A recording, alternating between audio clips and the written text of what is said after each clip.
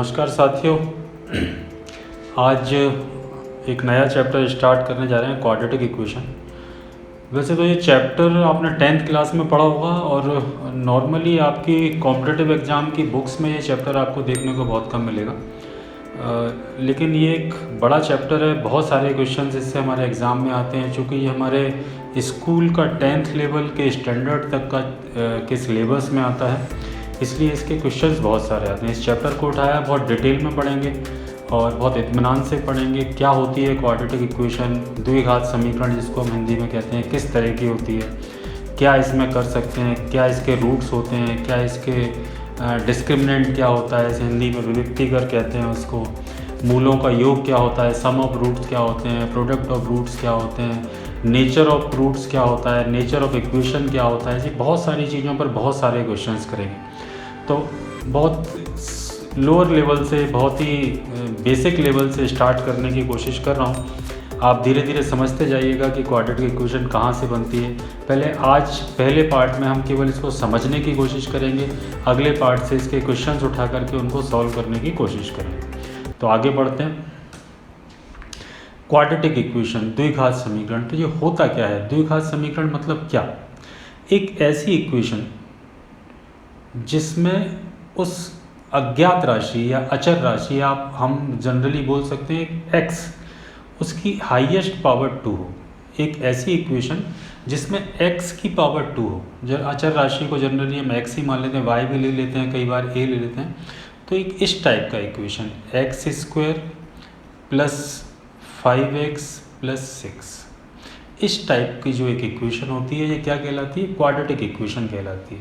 क्या शर्त है इसकी? इसकी शर्त है कि इसमें x का मान, x की पावर हाईएस्ट कितनी होनी चाहिए? 2 होनी चाहिए। और उसके बाद x की पावर डिसेंडिंग ऑर्डर में होती है। x की पावर 1 है और यहाँ पर कुछ नहीं लिखा है, इसका मतलब ये x की पावर 0 है। x की पावर 0 मतलब 1 होता है, तो उसको लिखते नहीं, है ना। इसमें शर्त क्या है? इसमें शर्त ये है कि इसमें बाकी कंटेंट हो या ना हो चलेगा। ये अगर इस फॉर्म में भी दी है x² प्लस 5x तो भी चलेगी, या ये ऐसे दी है x² प्लस 6 तो भी चलेगी, तो भी ये क्वाड्रेटिक इक्वेशन है। लेकिन अगर 5x प्लस 6 दिया है तो ये क्वाड्रेटिक इक्वेशन नहीं है। क्यों नहीं है? क्योंकि इसमें x की पावर हाईएस्ट जो है वो 1 है। तो ऐसे सारे इक्वेशंस, ऐसे सारे समीकरण जिसमें x की पावर हाईएस्ट कितनी हो? 2 हो, वो क्वाड्रेटिक इक्वेशन कहलाती है। अब जब हम इस इक्वेशन को हल करते हैं, आप जनरली, हम सभी को इसको कहीं ना कहीं पर हमने देखा है और कभी कैसे ना कैसे हम इसको फैक्टर मेथड से, श्रीधराचार्य मेथड से हल करना जानते हैं।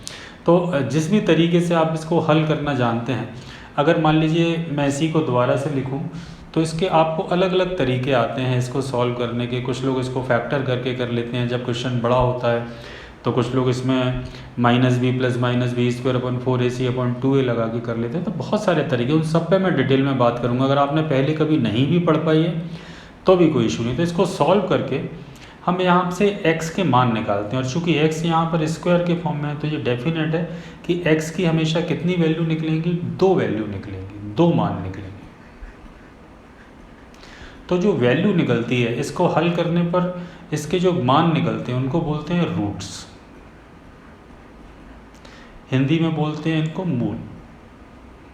x के जो 2 मान निकलते हैं उसको इस समीकरण के मूल कहा जाता है ना, रूट्स कहा जाता है। तो वो रूट्स क्या होते हैं? जैसे आपने इसी को सॉल्व किया, जैसे भी आप करते हैं, आपको जिस तरीके से भी आता है, मैं और डिटेल में भी बताऊंगा। अभी आप इसके फैक्टर कर लेंगे 3 × 2, तो यहाँ से x के मान आ जाएंगे, मान लीजिए -3, और x का मान आ गया -2।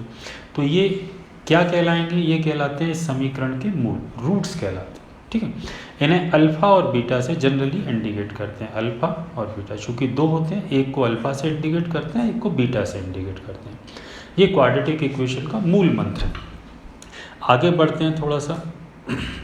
अब ये बनती कहाँ से है? ये बहुत कम बच्चे जानते हैं कि ये बनती कहाँ से, क्या होती है क्वाड्रेटिक इक्वेशन, क्यों बनती है, कहाँ से बनती है। एक तो नाम सुना होगा आपने लीनियर इक्वेशन का, रेखीय समीकरण का, और एक आपने नाम सुना है क्वाड्रेटिक इक्वेशन मतलब द्विघात समीकरण। कुछ लोग उसको वर्ग समीकरण भी बोलते हैं। तो पहले तो मैं एक सिंपल सी बात करूँ आपसे। ये x एक्सिस और y एक्सिस है, इसको आप पहचानते हैं। ये x अक्ष है, ये y अक्ष है, सॉरी उल्टा कर दिया मैंने। ये x एक्सिस है और ये वाई एक्सिस है। तो एक अगर कोई सीधी सरल रेखा एक्स और वाई पर, यहाँ पर ये एक्स नेगेटिव है, यहाँ पर एक्स नेगेटिव होता है, यहाँ पर वाई नेगेटिव होता है। तो एक्स और वाई एक्सिस पर अगर कोई सरल रेखा दोनों को टच करते हुए जाती है, यहाँ पर देखिए ये एक्स को 3 पे टच कर रही है, 1 2 3, और वाई को ये 2 पे टच कर रही है। तो इसका एक इस तरीके से अपन एक इक्वेशन बना सकते हैं, -3x + 2y = 0। तो ये क्या कहलाती है? ये रेखीय समीकरण कहलाता है। और अभी हम रेखीय समीकरण नहीं पढ़ रहे हैं, अभी हम क्या पढ़ रहे हैं? क्वाड्रेटिक इक्वेशन पढ़ रहे हैं। तो क्वाड्रेटिक इक्वेशन कब बनती है? क्योंकि क्वाड्रेटिक इक्वेशन हमेशा एक ही वेरिएबल के फॉर्म में होती है। आपने जनरली देखा होगा x² + 5, ऐसा नहीं होता कि x² + 5, ऐसा नहीं होता, एक ही वेरिएबल के फॉर्म में होती है। तो क्वाड्रेटिक इक्वेशन बनने का सिद्धांत क्या है बेबी? मैं आपको समझाता हूँ। देखिए, क्वाड्रेटिक इक्वेशन बनती है जब एक पैराबोला x एक्सिस पर या y एक्सिस पर दो बिंदुओं को टच करते हुए जाता है। पैराबोला, अगर आपने 11th में आपके पास मैथ्स होगा तो आपने एनसीईआरटी में पैराबोला पढ़ा होगा। परवलय क्या होता है? ये एक लाइन ऐसे आ रही है और ये एक पैराबोला बनता हुआ जा रहा है। तो यहाँ पे देखिए ये x एक्सिस पे 2 पॉइंट को टच करता हुआ जा रहा है। यहाँ से अगर गिनना चालू करें तो ये 0 है, ये 1 है, ये 2 है, ये 3 है, ये 4 है। तो एक 2 पे टच करता हुआ जा रहा है, एक 4 पे टच करता हुआ जा रहा है। तो इन्हीं दोनों को जो हमारे x के मान निकलते हैं, वो x के मान एक्चुअल में कितने हैं? x के मान हैं 2 और 4। ये x के 2 मान, इन्हीं को रूट्स बोलते हैं, है ना। अभी हम थोड़ा सा उल्टा पढ़ रहे हैं, इन्हीं को हम क्या बोलते हैं? रूट्स बोलते हैं। तो जब एक पैराबोला x एक्सिस पर, x अक्ष पर या y अक्ष पर टच करते हुए निकलता है तो वही वर्ग समीकरण बनाता है। कैसे बनाता है वर्ग समीकरण? एक्चुअल में वर्ग समीकरण होता क्या है? वर्ग समीकरण हमेशा इस फॉर्म में होता है, ax² + bx + c। ऐसा आप सभी लोग जानते हैं। या इसको मैं दूसरे तरीके से कहूँ तो वर्ग समीकरण क्या होता है? तो वर्ग समीकरण होता है, इसको मैं दूसरे तरीके से कहूँ तो ये होता है x² - सम ऑफ रूट्स। ये अगर आपको नहीं पता हो तो इसको नोट कर लिएगा, प्लस प्रोडक्ट ऑफ रूट बराबर 0। ये किसी भी क्वाड्रेटिक इक्वेशन को बनाने का तरीका, अगर हमें उसके रूट्स पता हैं तो हम क्वाड्रेटिक इक्वेशन बना सकते हैं, और अगर हमें क्वाड्रेटिक इक्वेशन पता है तो हम इसके रूट्स निकाल सकते हैं। तो अभी हमें दोनों इसके रूट्स पता हैं। देखिए पैराबोला किस किस पॉइंट को टच करते हुए गया है? 2 को और 4 को। मतलब x के 2 मान कौन कौन से हैं? 2 हैं और 4 हैं। तो इनको किस तरीके से रख सकते हैं? ये भी सिंपल सी शुरुआत कर रहे हैं, ये होल एंड नहीं है, ये होल कॉन्सेप्ट नहीं है। ये हम धीरे धीरे से आप किस तरीके से सीख सकते हैं, उसके लिए मैं आप क्या प्लान कर सकता हूँ, आपको किस तरीके से इसमें इन्वॉल्व कर सकता हूँ, वो मैं कराने की कोशिश कर रहा हूँ। तो अगर हमें किसी भी समीकरण के रूट दिए हैं, मूल दिए हैं, तो इनसे हम एक समीकरण बना सकते हैं। कैसे बना सकते हैं? x² - some of root into, यहाँ पे x लिखना भूल गया, तो दोनों का सम का कितना हो जाएगा? 6x plus product of root, दोनों का गुणा करेंगे 2 और 4 का तो कितना आएगा? 8। ये क्या बन जाएगा? एक वर्ग समीकरण, एक द्विघात समीकरण, एक क्वाड्रेटिक इक्वेशन बनती है। क्वाड्रेटिक इक्वेशन का फॉर्म ये होता है, ठीक है।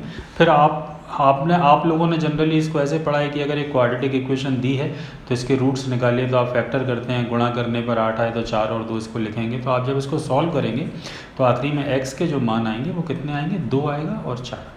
तो ये क्या कहलाते हैं? इस वर्ग समीकरण के रूट्स कहलाते हैं ना। तो मैं अभी आपको ये बताना चाह रहा था कि रूट्स, एक्चुअल में रूट्स दिए हों तो अपन समीकरण कैसे बना सकते हैं, और थोड़ा सा विधिवत सीखते हैं इसको। देखें, ये हमने x एक्सिस को ही फोकस कर लिया है और ये एक पैराबोला है, ठीक है। मैं एक बार फिर से आपको समझाता हूँ। मान लीजिए अपन यहाँ से, ये पूरा x एक्सिस है, इधर x पॉजिटिव होता है, इधर नेगेटिव होता है, ये आपको पता है। मान लीजिए ये 1 है, ये 2 है, ये 3 है, ये 4 है, ये 5 है, ये 6 है, ये 7 है, ये 8 है, ठीक। तो ये पैराबोला x एक्सिस पर किस किस पॉइंट को टच करते हुए जा रहा है? एक तो 3 पर टच कर रहा है, 4, 5 और एक 6 पर टच कर रहा है। तो अगर हमको ये पता है कि इसके रूट्स 3 और 6 हैं, तो क्या हम एक क्वाड्रेटिक इक्वेशन बना सकते हैं? तो बहुत बेहतर तरीके से बना सकते हैं। एक बार मैं फिर से लिखता हूँ, क्वाड्रेटिक इक्वेशन का फॉर्म क्या होता है? क्वाड्रेटिक इक्वेशन का फॉर्म होता है x², साइन को ध्यान दीजिएगा, साइन यहाँ पर माइनस का है, माइनस सम ऑफ रूट्स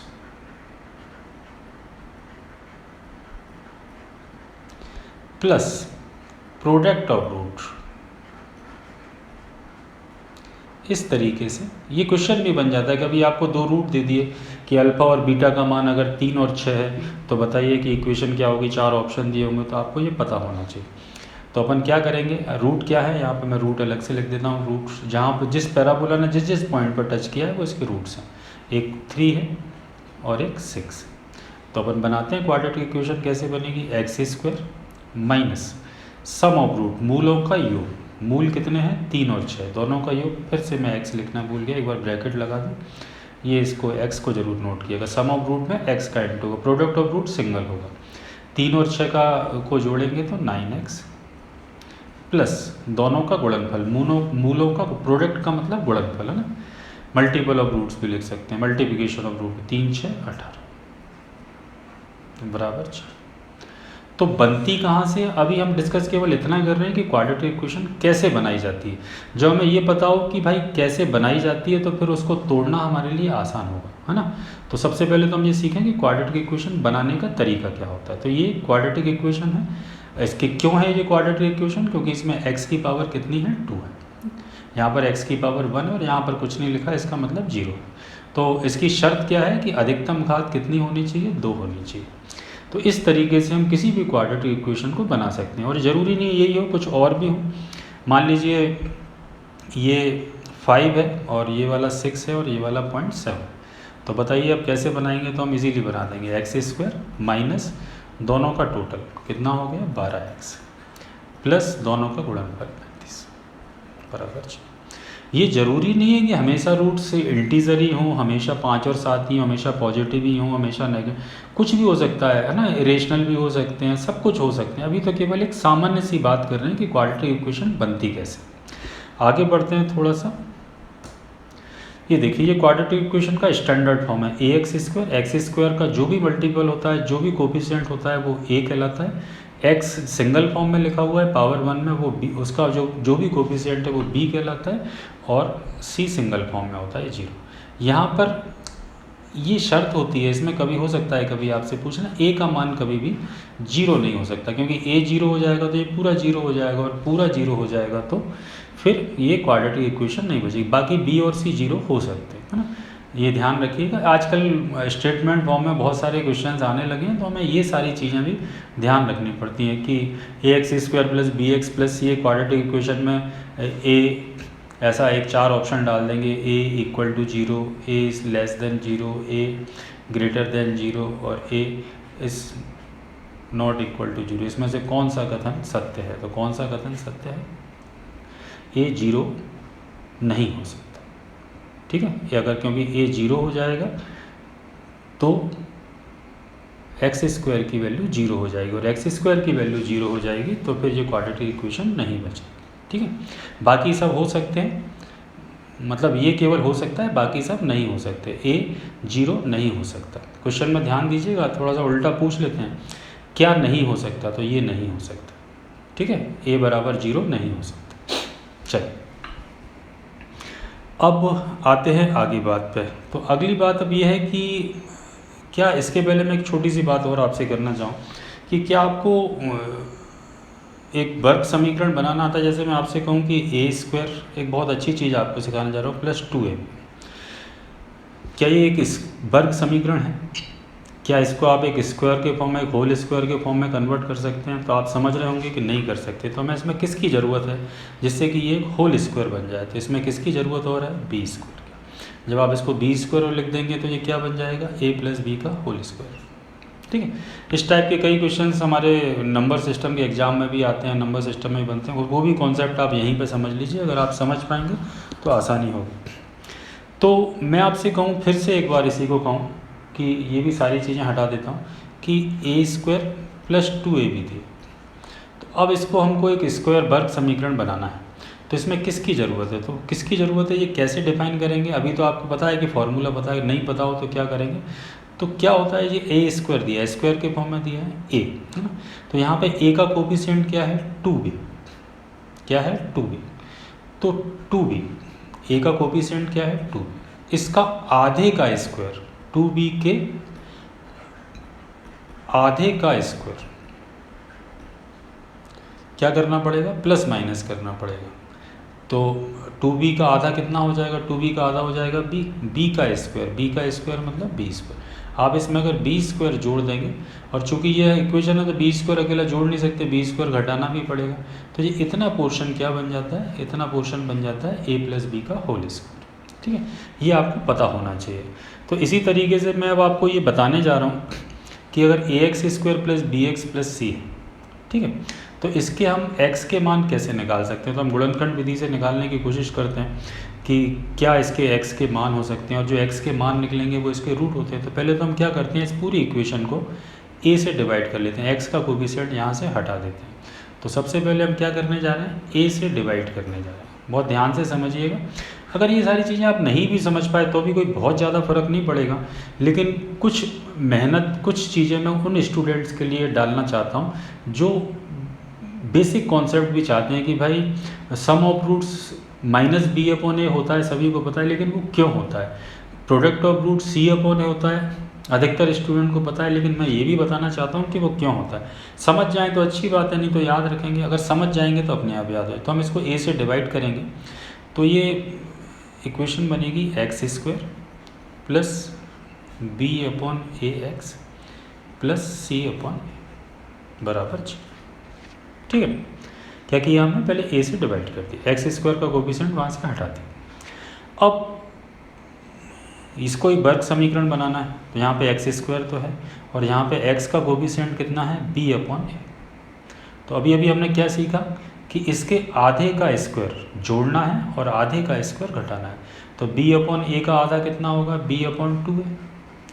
तो हम क्या करने जा रहे हैं, एक्स स्क्वायर, इसको तो लिखा रहने देंगे, बी एक्स अपॉन ए प्लस इसके आधे का है, बी अपॉन ए का आधा मतलब बी अपॉन 2a का स्क्वायर हम जोड़ेंगे, और b अपॉन 2a का स्क्वायर हम घटाएंगे, प्लस ये तो लिखा ही रहेगा c अपॉन ए बराबर जी।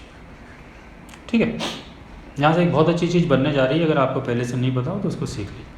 तो ये जो इतना पोर्शन है, ये अब क्या बन चुका है, ये बन चुका है, इसमें आप और थोड़ा सा मैं डिटेल में लिख दूँ अगर आप नहीं पहचान पाए, बाकी ये x प्लस बी अपॉन ए का होल, बी अपॉन 2a का होल स्क्वायर बन चुका है।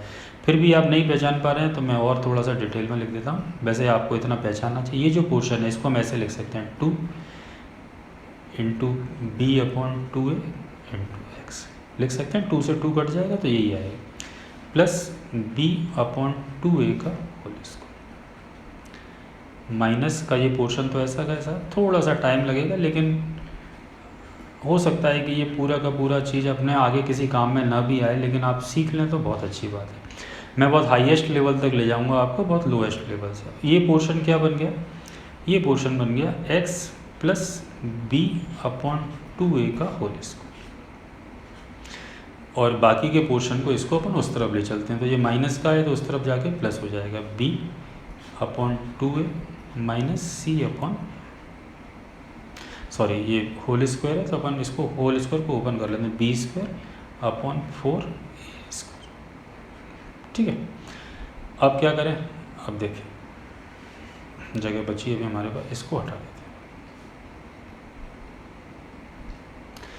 अब ये दोनों तरफ यहाँ पर ये आप इसका एलसीएम लेंगे, यहीं पे ले लेता हूँ मैं, देखिए इसका एलसीएम लेंगे 4a square right hand side का, तो ये हो जाएगा बी स्क्वायर, ए से डिवाइड करोगे 4a स्क्वायर को तो 4a बचेगा, तो ये हो जाएगा माइनस का 4ac। ठीक है, ये राइट हैंड साइड का। बाकी अब दोनों तरफ रूट कर लेते हैं, क्योंकि जगह कम है, आप थोड़ा समझिएगा ईस्ट को, और ये हमारा राइट हैंड साइड का पोर्शन, दोनों तरफ रूट करेंगे तो ये स्क्वायर हट जाएगा, तो ये हो जाएगा x plus B upon 2a बराबर, क्योंकि आपने रूट किया है प्लस माइनस आएगा, अंडर रूट ये वाला पोर्शन पूरा का बी स्क्वायर माइनस 4ac, और ये जो 4a स्क्वायर है इसको ये 2a का होल स्क्वायर है, तो अपन इसको इसका रूट कर देते हैं 2। ठीक है, ये प्लस का है तो ये b अपॉन 2a अपन उस तरफ ले चलते हैं, x बराबर माइनस का b upon 2a plus minus under root b square minus 4ac upon 2।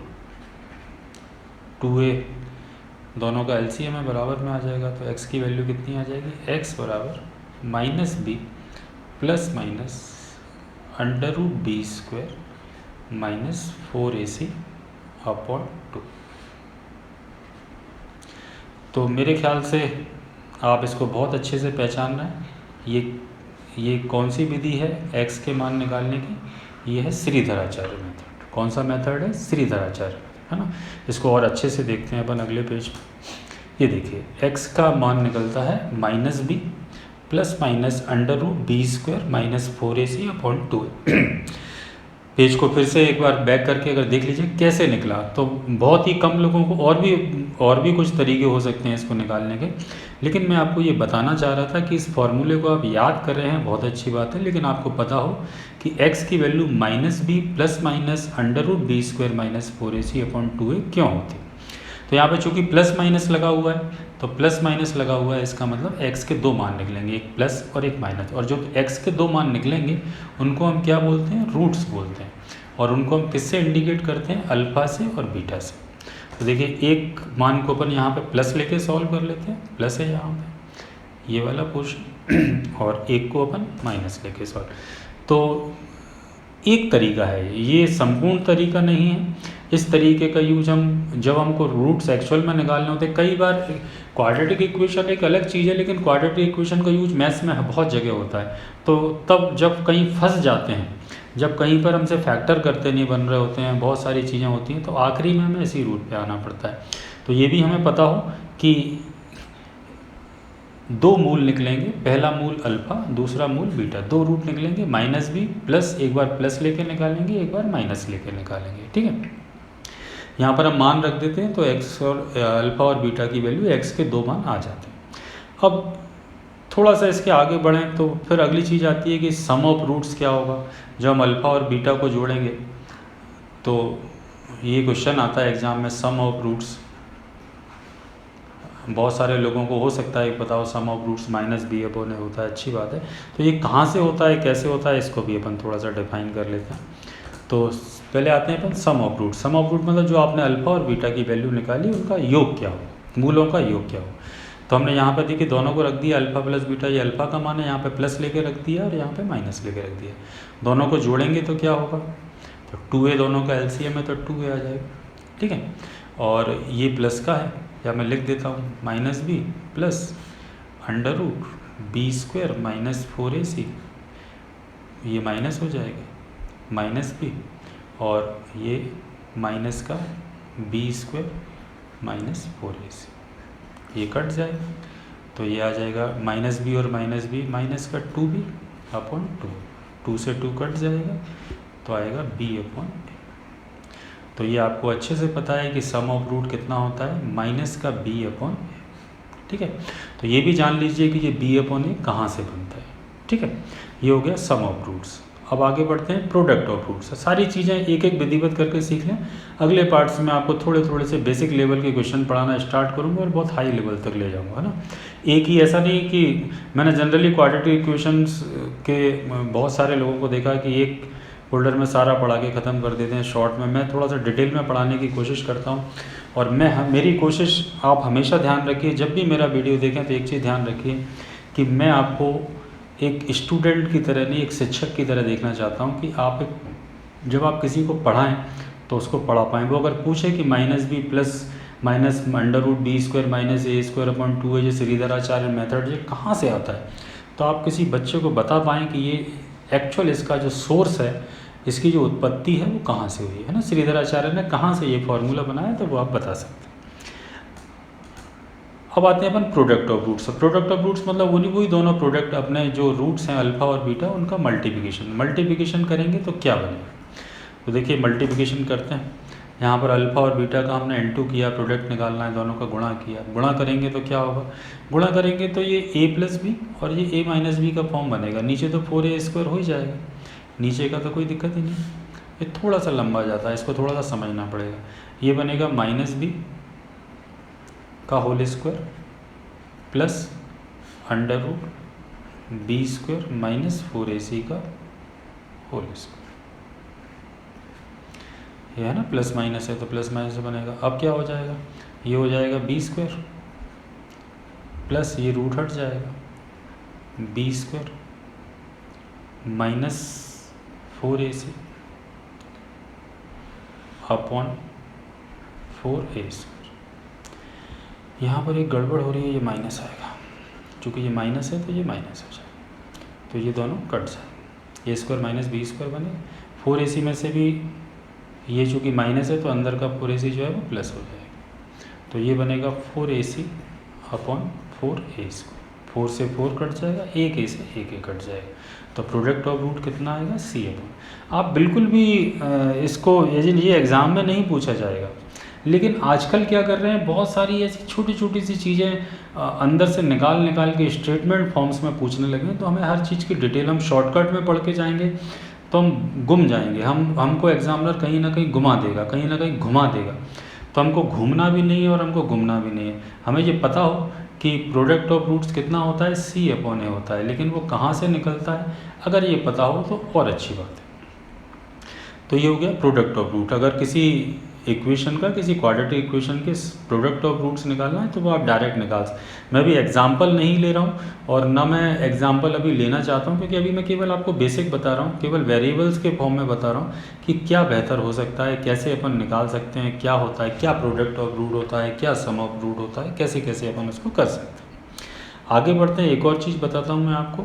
अब आता है डिस्क्रिमिनेंट। ये भी बहुत इंपॉर्टेंट चीज़ है, आपने जनरली 10th क्लास में पढ़ा होगा। तो ये हमारा जो पूरा फॉर्मूला है, यहाँ से हम अल्फ़ा और बीटा के या एक्स के दोनों मान निकालते हैं, -b plus minus √b² minus 4ac upon 2।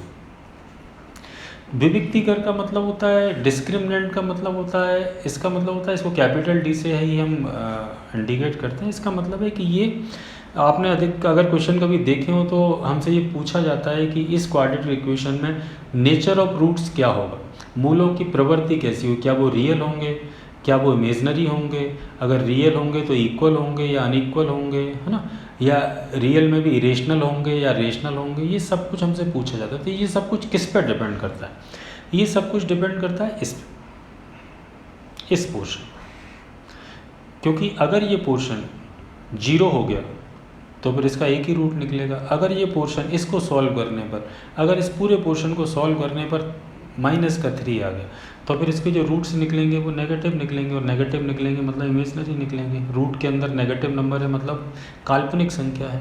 अगर इसका रूट अंदर की b² माइनस 4ac मान लीजिए 16 हो गया तो 16 का रूट निकल आएगा, 16 का रूट 4 हो जाएगा तो इसके 2 रूट निकल आएंगे, इंटीजर में निकल आएंगे। अगर इसका रूट अंदर 5 आ गया तो रियल तो निकलेंगे, लेकिन रियल में भी इरेशनल निकलेंगे। तो ये बहुत सारी कंडीशंस क्या होती हैं, ये क्या होता है, किस तरीके से इसको अपन डिस्क्राइब करेंगे, डिस्क्रिमिनेंट होता क्या है। तो डिस्क्रिमिनेंट को डी से इंडिकेट करते हैं, और ये रूट भी यहाँ पर मैं हटा दूँ तो डिस्क्रिमिनेंट की वैल्यू केवल b² माइनस 4ac होती है। तो किसी भी क्वाड्रेटिक इक्वेशन का डिस्क्रिमिनेंट मतलब उसकी दिशा निर्धारित करने वाला जो पोर्शन है वो होता है b² माइनस 4ac, केवल इतना, ये वाला पोर्शन। इसमें भी रूट तो बात की बात है, रूट तो फॉर्मूले में लगा है, केवल इतना b² माइनस 4ac। तो किसी भी क्वाड्रेटिक इक्वेशन का डिस्क्रिमिनेंट अपन कैसे डिसाइड कर सकते हैं, क्या होता है, जैसे मैं आपको एक एग्जांपल भी बताता हूँ। जैसे हमको एक इक्वेशन दे दी x² प्लस 5x प्लस 6 बराबर 0, और हमसे पूछा गया कि इसका d क्या होगा। तो हम d बहुत आसानी से निकाल सकते हैं। पहले तो आपको ये पता हो कि कोई भी quadratic equation ax² plus bx plus c के फॉर्म में लिखी होती है, मतलब x² का जो भी कोफिशिएंट है, कुछ नहीं है तो 1 है, तो यहाँ पे a की वैल्यू 1 है।